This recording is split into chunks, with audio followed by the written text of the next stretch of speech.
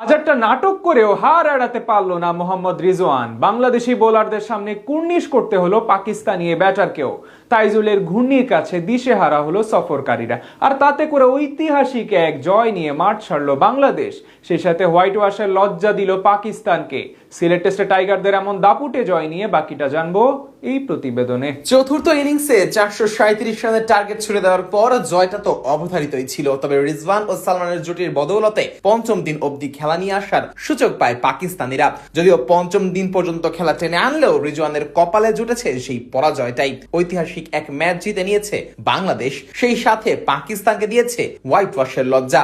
পঞ্চম দিনের সকালটা অবশ্য খুব একটা ভালো কাটেনি বাংলাদেশের, তবে সুযোগটা ঠিকই তৈরি করেছিল লাল সবুজেরা। প্রথম ওভারেই ক্যাচ তুলে দেন রিজওয়ান, কিন্তু গালিতে থাকা মেহেদি মিরাজ সেই ক্যাচ ধরতে ব্যর্থ হন। এরপর দ্রুত গতিতেই রান তুলতে থাকে সফরকারীরা। রিজওয়ানের সাথে যোগ দেন সাজিদ খানও। প্রথম ইনিংসে গুরুত্বপূর্ণ 38 রান করা এই বোলার এদিনও বেশ দারুণভাবেই সঙ্গ দেন রিজওয়ানকে, আর তাতে করে জয়ের খুব কাছে এসেও অপেক্ষা করতে হয় নাজমুল হোসেন শান্তর দলকে। তবে অবশেষে তাইজুলের হাত ধরে আসা সাফল্য, স্লিপে ক্যাচ দিয়ে ফিরে যান সাজিদ খান। দারুণভাবে সেটা লুফে নেন টাইগার দলনেতা। সাজিদের বিদায়ের পরই পাকিস্তানের টুটি চেপে ধরে বাংলাদেশ। অধিনায়ক শান্ত বোলিং এ আনেন পরিবর্তন, বল তুলে দেন শরীফুলের হাতে, আর বল করতে এসে নিজের প্রথম ডেলিভারিতেই উইকেট তুলে নেন এই বা হাতি পেসার। বিদায় করেন মোহাম্মদ রিজওয়ানকে। 94 রানে থামে পাকিস্তানি এই ব্যাটারের ইনিংস। গালিতে থেকে এবার আর ক্যাচ মিস করেননি মিরাজ। দারুণ এক ক্যাচে বিদায় করেন রিজওয়ানকে, আর তাতেই এক প্রকারে নিশ্চিত হয়ে যায় বাংলাদেশের জয়। বাকি ছিল আর মাত্র একটি উইকেট।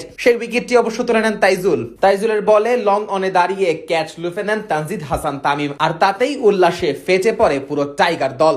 2 বছর আগে পাকিস্তানের মাটিতে গিয়ে তাদেরকে হোয়াইট ওয়াশ করার পর এবার নিজেদের ঘরের মাটিতেই বাবর আজম মোহাম্মদ রিজওয়ানদের বাংলা ওয়াশ করলো বাংলাদেশ।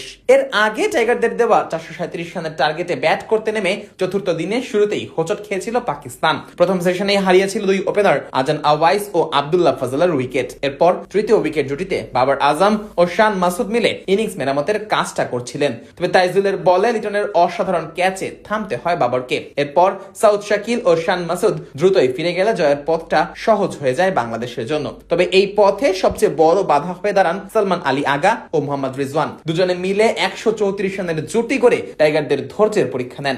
সেই ধৈর্যের পরীক্ষায় অবশ্য ঠিকই টপকে যায় বাংলাদেশ। নিয়ন্ত্রিত লাইন লেন্থে বল করে পাকিস্তানিদের উপর ক্রমেই চাপ ফেলাতে থাকে লাল সবুজেরা, আর এমন নিয়ন্ত্রিত বোলিং এর ফলটাও ঠিকই পেয়ে যায় টাইগাররা। নতুন বলে সালমান আলী আগাকে ফেরান তাইজুল। 71 রানে বিদায় নেন এই ব্যাটার। হাসান আলীও টিকতে পারেননি বেশিক্ষণ, তিনিও দ্রুত ফিরে গেলে 3 উইকেট হাতে রেখে চতুর্থ দিনের খেলা শেষ করে পাকিস্তান।